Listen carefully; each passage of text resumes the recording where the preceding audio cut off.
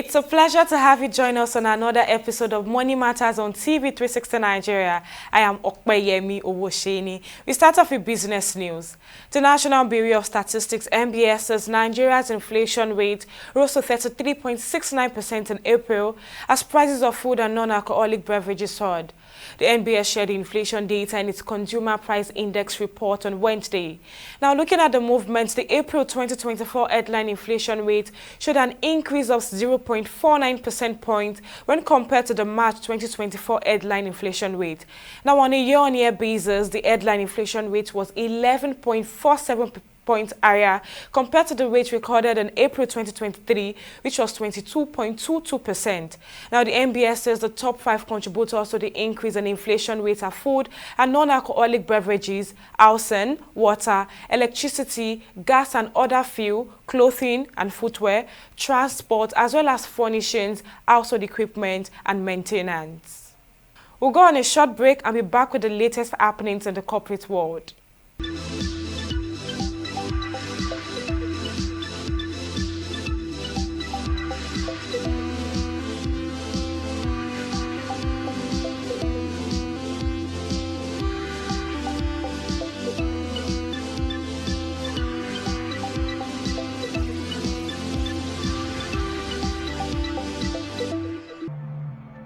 Welcome back.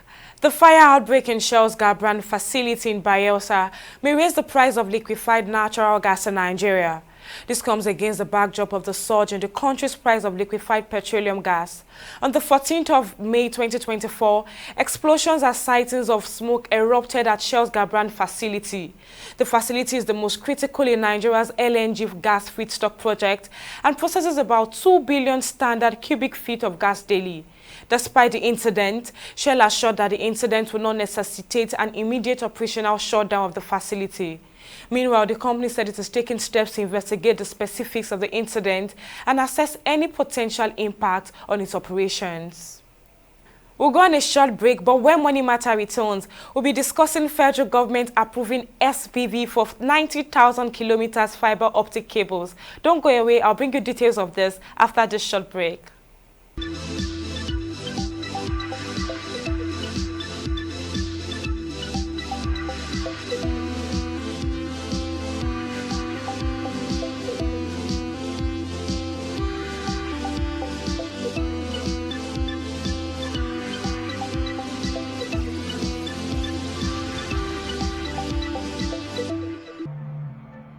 Welcome back. Now, in a bid to provide universal access to the internet in Nigeria, the federal government has approved the establishment of a special purpose vehicle to facilitate the installation of additional 90,000 kilometers of fiber optic cable. Minister of Communications, Innovation and Digital Economy, Bosun Tijani, who addressed State House reporters on the 14th of May in Abuja, says that the project will enhance the national internet backbone and maximize the utilization of 8 submarine cables that have already been laid in the country. Tijani says the project will expand Nigeria's fiber optic cable capacity from 35,000 kilometers to 125,000 kilometers, positioning it as the 3rd longest terrestrial fiber optic backbone in Africa after South Africa and Egypt. Take a listen to what he said. The approval for the setup of a special purpose vehicle, which is a public-private partnership to deploy 90,000 kilometers of fiber optic cable across Nigeria. For those who follow the development within the telecommunications space, Nigeria currently has about 8 submarine cables, which we're only using to about 10%, and this affects the quality of internet that we get across the country. So this approval means that we will now, in the next 2 to 3 years, be able to deploy 90,000 kilometers of fiber optic cable, taking the total in the country to 125,000.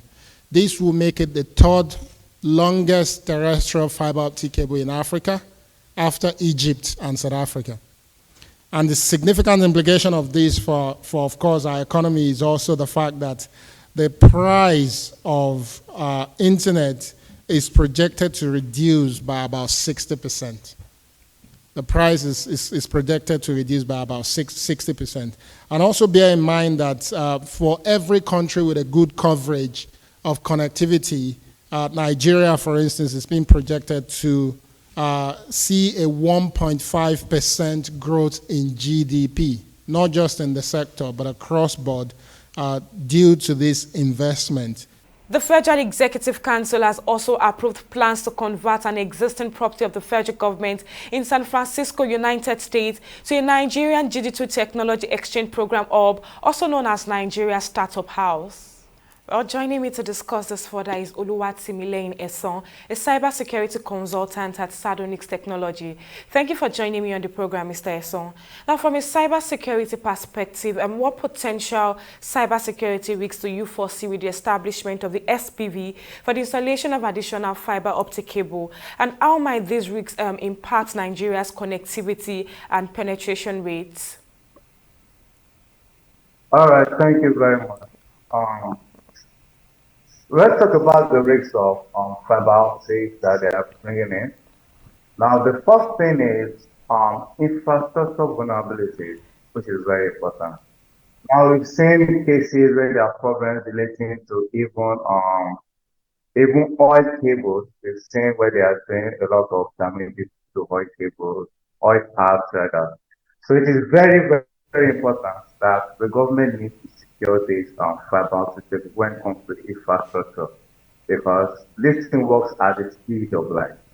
So any damage to the cable will cause a whole down page, right, for data and so on. So it is very important that government takes a very, very security measure in protecting those cables, which is very important. And then let's talk about data breaches. Now, the usefulness of this is what? More data communication, the speed of data. Now, in terms of data breaches, now, we are also looking in Nigeria that we have reduction in cyber attacks compared to any other country. So with this, we are getting exposed to more data attack surface, and a lot of security measures is needed.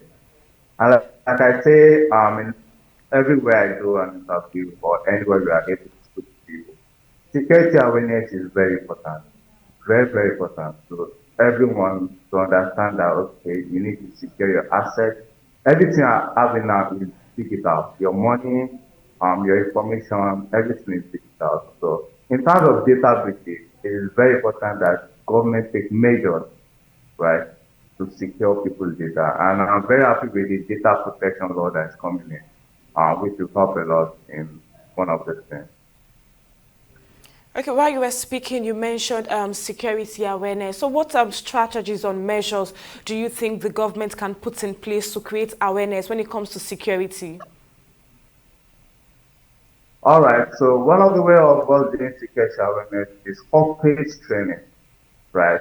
Like we say in every other place, if you do all the security measures in terms of firewalls, detection systems, if you don't do security awareness, that security is as low as possible. In fact, it is ineffective, because security awareness is very important. Your staff must understand what to do and what not to do in terms of security policies. Let me give you an example. Let's say in a barracks now, and someone that is a military officer comes outside and brings in a thief. Now, once, because he's in the military uniform, nobody might really ask him a question that, why are you bringing in? That is because they feel that, okay, anybody brings in is authenticated. So the same way with security awareness, most of these attacks are caused by social engineering. So if you don't do awareness for people, if you don't do awareness for staff, any security measures to make is as relevant as that. So government needs to do training. Training is number one thing for people, for students, for their staffs, and private companies should also come into corporate training for security awareness. It is very, very important for them to understand different attacks, what is going on when it comes to what to do on corporate systems and what not to do on corporate systems. So those are very important. Now, how do you think the government can ensure security and integrity of this newly installed fiber optic infrastructure? And how do you think this might contribute to affordable internet pricing and increase internet penetration across Nigeria? All right. So this will also bring investors in because data is very important. Now, it's not just about the investor coming in. Now, it's the security of data, very important. Now, information security is very, very important because now look at foreign countries when you talk about breaches can cost up to $10 million, $15 million. So how can we protect people's information? And like I talked earlier, we talked about data protection law, which is very important, which is coming up in Nigeria very well. So the confidentiality and integrity of people's information is very, very important. So government needs to look into that, set up private sectors, empower more security startups, which is very important. There's a lot of cyber security startups. Now, government needs to make awareness and put more money into cyber security. Because now, if you are looking at the larger attack vector, there will be a lot of problems. There will be a lot of, in terms of finances, people stealing people's accounts, and so on and so forth. So government needs to look into that in terms of budgeting for cyber security. So that's it. All right, so you agree with me that internet issues is one of the problems we battle with in Nigeria. So now, how do you think that the government can ensure that the newly installed fiber optic infrastructure is adequately protected against cyber threats to maintain uninterrupted internet access for all Nigerians? Because it is one issue that most Nigerians, I meant to say, battle with. So how do you think this can be achieved? All right. I remember some weeks ago, there was a problem with one of our fiber optic cables. I think majorly from Mainland, there was a breach, but I didn't get the formal reports regarding that. So in terms of those fiber cables, of course, they are going to be laid on that ground. So government needs to look at, like in terms of when we are structuring routes, when you are implementing training rails and so on, you must think about these cables also. Because now look at damages when you are trying to uproot, trying to lay gutters, trying to lay irrigation system and so on. Actually affect these cables. And now when there's a threat, when there's a breach of those cables, they work at the speed of light, they work with light, and those cables, once they are breached, there are problems. Say that the network will be slow. In fact, your data might not get where it's meant to get. So now for government to do that, I think they need to come to low-level system. When we talk about the local government, the traditional rulers, they need to talk to their people wherever the laying of piping is laid. They need to talk to their people on how to safeguard those cables and let them understand the effect of them damaging those cables and what kind of development it will bring to their environment and to help their students in learning and so on. So they need to sensitize people, especially in local areas, but that's where the people is going to live. So they need to sensitize people on that and why they should not damage those people. The Minister of Communications, Innovation and Digital Economy, that's Bosu Tijani, has said there is a goal of including at least 50% of currently excluded Nigerians in internet access. Now, you know they are new users. What cyber measures do you think should be prioritized to ensure the security and privacy of these new users? Because compared to older internet users, they are quite new in the system. So what measures do you think can be used to protect those that are just using the internet? All right. So the first thing we need to do is to create policies, laws, and standards. So those are very important. Now we need to create our own policies, laws, and standards guiding these things. So and so we need to get, of course, we need to expand our data centers so we know where we are focusing our security measures on. So government needs to expand their data centers. Then from there, we will be able to create measures in terms of keeping people's information, in terms of creating solutions for to protect people's information. So those are very, very important. And like I said before, also security awareness, we need to sensitize our people how to disclose information, which is very important. So when you know that, okay, this is an attack, this is a social engineering attack, which is very important. But the first thing is the government, in terms of securing people's information, we need to enlarge our data center. Because I just saying that we need to bring more data. How do we secure the data? Now, those data need to be stored somewhere. They need to be logged somewhere so that we can analyze those data. So that is very important. So in terms of solution, of course, Nigerians are capable, there are a lot of cybersecurity engineers like us, we can actually protect those data, but we need those data to be stored, we need a more data centers and so on like that. GDP growth projections associated with the expansion of internet access. What cybersecurity strategies do you think can be implemented to protect against potential threats when it comes to economic progress now? Okay, in terms of economic progress, um, let me think of CBN finances, people's finances, which is very important. Now, a lot of things become more digital. So I remember there was a time that you could make loans from your phone, and a lot of people were making loan on behalf of. Now, the same way, now we are talking about going on digital. People can make loans online. Now, there are a lot of fintechs coming in where you can make loans online. You don't need to go to banks to do anything. Just from your phone, you can do a lot of things.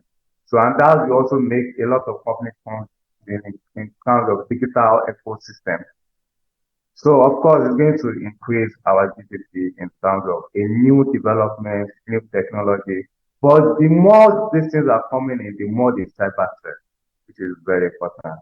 So, we need to train more people in terms of security. And one of the even threats, one of the major threats we have in cybersecurity is that we don't have enough capable people to actually secure the system. So we need to train more people. We need to encourage more people to come to the cybersecurity ecosystem, which is very, very important. So the more the growth of the economy, the more the growth of the technology space, the more it needs to be protected. So the more people we need in the cybersecurity ecosystem to help. Okay, so there is a projection that Nigeria could have about 15 million users of internet by 2028. Now, considering the projected increase, 15 million is quite a lot if you ask me. What steps do you think can be taken to address the challenges to infrastructure deployment mentioned? Like coming from a cybersecurity perspective, because I believe that we do not have the needed infrastructure at the moment. So for us to be able to handle 15 million users by 2028, what measures do you think should be applied? Wow, 50 million users, of course, that's a large, that's a large ecosystem. Then to get about 50 million users to secure those, you need a lot of infrastructure. In fact, the first thing is data centers. Now we need data centers. Now we need laws regulating these policies, these data centers. Policies cannot be overemphasized. You need policies, you need standards, you need laws. So in terms of infrastructure, Nigeria needs to encourage private sectors, especially in cybersecurity. You need to encourage telecommunication systems, um, companies, in terms of helping them build this infrastructure. Now we are talking about millions of dollars. We are trying to implement this infrastructure. So, and of course, the more infrastructure, the more data. In fact, we are talking about millions of data. Of course, and that needs to be secured.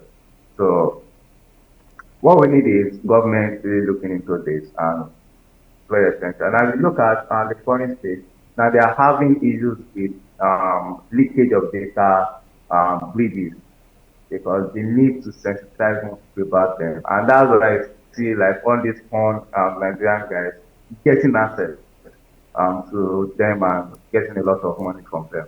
So it's not that their system is not secure, but they've not sensitized a lot of people regarding social engineering. So, and in Nigeria too, we need to sensitize that. Because one of these attack guys that are looking at our systems, and most of them are still looking at foreign systems. They're looking at US system, UK system. So by the time they are looking inwards to our system, there will be a lot of problems. There will be a lot of problems. So we need to tackle them from beginning now, from the ground scratch now, before it gets to that level. All right, so let's talk about the Nigerian Startup House as well, because it was one of the things the minister mentioned during the just concluded FEC meeting. So how do you think Nigerian Startup House should handle data privacy to comply with both Nigerian and US regulations? All right, so this is not the first time this is happening. We have the GDPR that happened between US and UK. Okay. So Nigerians can also work within that jurisdiction. So in terms of data protection law, they have their own laws. We have our laws, even though it's not yet deeply implemented in terms of cyber security. So we need to understand their law because their laws are very strict, very, very strict. Example, if you scan a system in the US, it takes about 5 years. It can go to 5 years imprisonment just scanning a system. So is that crazy? So we need to understand that a lot of things in Nigeria that overlooked. Example, data sniffing, yes, or wiretapping in Nigeria, like the way people track phones. Tracking of phones is actually illegal without a court permission, which we do for free. Yes. So you need a court permission, not a police permission for phone tracking. So we see a lot of officers in phone tracking, which is actually wrong. So for every phone tracking, there should be a court order for it. So those are the things, not even little, those are the major things we need to look at. Privacy is very, very essential there. So in terms of criminal investigation, in terms of forensic investigation, data privacy is emphasized. In fact, you must get a report of how you got all your reports when you get to court. So that will call admissible process of investigation. So they must be real and they must be privacy. So it must be legal. So those are the things we must look at so that people will not just go to jail or fall into these things. So we must make our laws very strict and adhere to the laws also. So to make a balance for that. Now, in the context of the broader digital transformation of the Nigerian economy, which we are about to witness, how can cybersecurity be integrated into policy making? Because you've mentioned policies over and over again during your responses. And how do you think it can be integrated into policy making and infrastructure development to foster a new and a secure and resilient digital ecosystem? All right, so that is very good. I think one of the places we need to start with that is in terms of finances. The financial organization, they need to understand these policies more. In terms of corporate offices, then before we come to the consumer ecosystem. So we have to start from the financial organization, then to the corporate offices, and for them to for them to understand this cybersecurity ecosystem. And of course, it is very essential in terms of securing information. And now Nigeria is just bringing in data centers. Let's say, for example, the NIN database, the BVN database. Now we are incorporating all those databases together. Now, how can those information not be linked to other? Now, example, now, if someone has the NIN, he has a BVN, he can do a lot with that. He can make loads of the app, we can do a lot of things with those information. So how do we secure those information from them not getting to an external threat or whatever? So cybersecurity is going to grow a lot because the more the data, the more the is, the more it needs to be secure. So that's the way it is. So the more the is, the more the data, the more the security in it. Okay, because we are talking about cybersecurity. Recently, if you are aware, the federal government approved a 0.5% cybersecurity levy, even though the president has now cancelled it. So, in light of policies when it comes to cybersecurity, do you think introducing a cybersecurity levy in the future is a right thing to do, or do you think it would help in tackling cybersecurity issues? Yes, it is. But I think one of the major issues we are having is because of the economic meltdown. Of course, now the levy is not the problem. Now, how do we undo the funds concerning the levy? Now, if I tell people to pay a 0.5% of every transaction for cybersecurity levy, it must be accountable for. Now, that's the bit about cybersecurity. Accountability is very important in cybersecurity. right? They must be accountable for everything that happens. So is the appropriate of funds, I think is the problem, and the economy mentor that is causing the report, it is very important. In fact, you see in foreign countries that a coffee shop, just a coffee shop, after he has anything digital, we employ a cybersecurity officer. Now we have estates that that they provide internet for, we have things like this, and they don't have the security department looking out for all those data. So those are very important. Now, cybersecurity can never be emphasized. After there's any corporate office or there's any office or any building that they are using any digital asset, security must be in place. So now we are talking about the speed of data, but not talking about the security of the data. Now, fine, you can sit at the comfort of your house. You are sending data is very fast, but are those data protected? That is very efficient. How robust is our encryption system? How robust is our security measures? So that's about that. So it is very important that you remove the zero transfer, but the appropriate timing and the accountability is very, very important as well. Well, cybersecurity consultant Oluwatimileyin Eson, many thanks for lending your thoughts on the program. All right, thank you very much. It's a pleasure coming over. Well, that's it on this episode of the program. Many thanks for joining us. I am Okpeyemi Owoshin. See you next time.